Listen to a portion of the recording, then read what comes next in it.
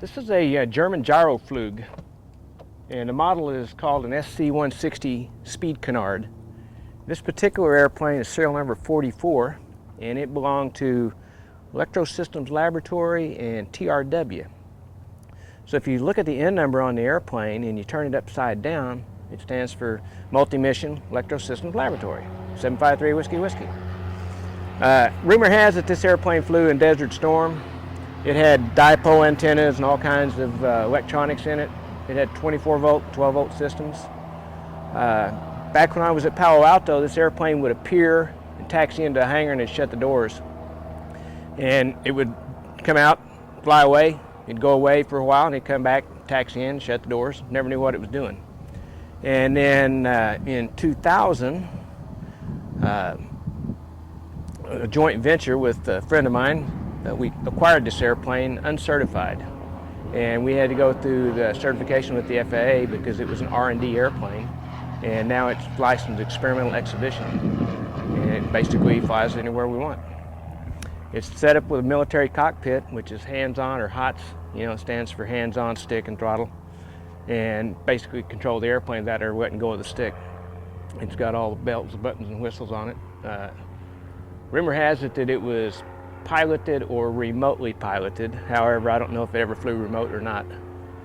You can take the airplane apart in about half an hour, the wings off of it and the canard off of it, put it in a shipping container, send it anywhere in the world, when it had all the electronics on it. And you can put it back together, fire it up, and within a few minutes it'd know where it's at.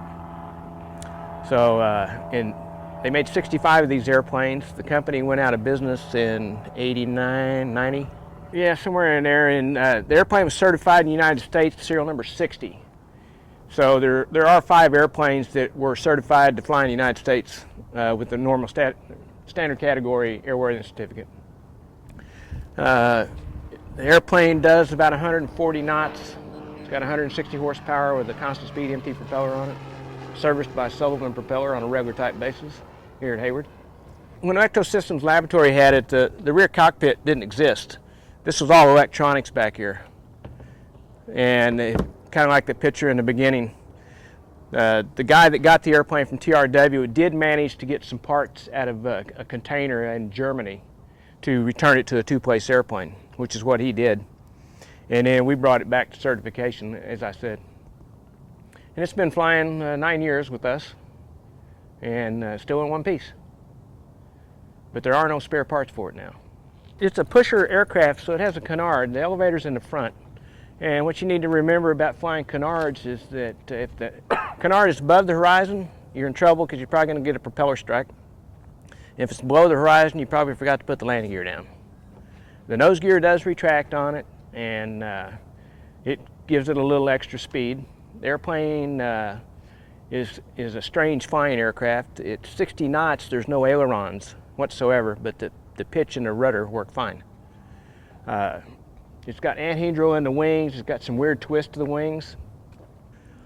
It kneels halfway down to let the pilot get in, and then you can extend the gear once the pilot's in.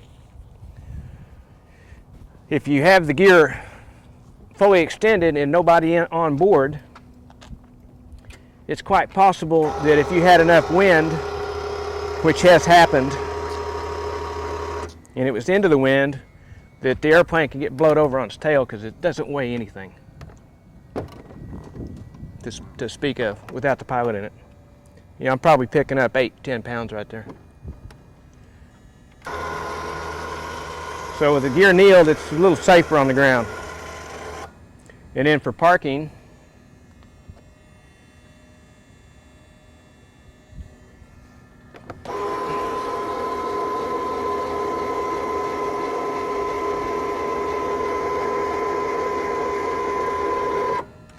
if the airplane is going to be stored overnight on a tie-down, it's got a little skid pad that it sits on. And this prevents it from flying.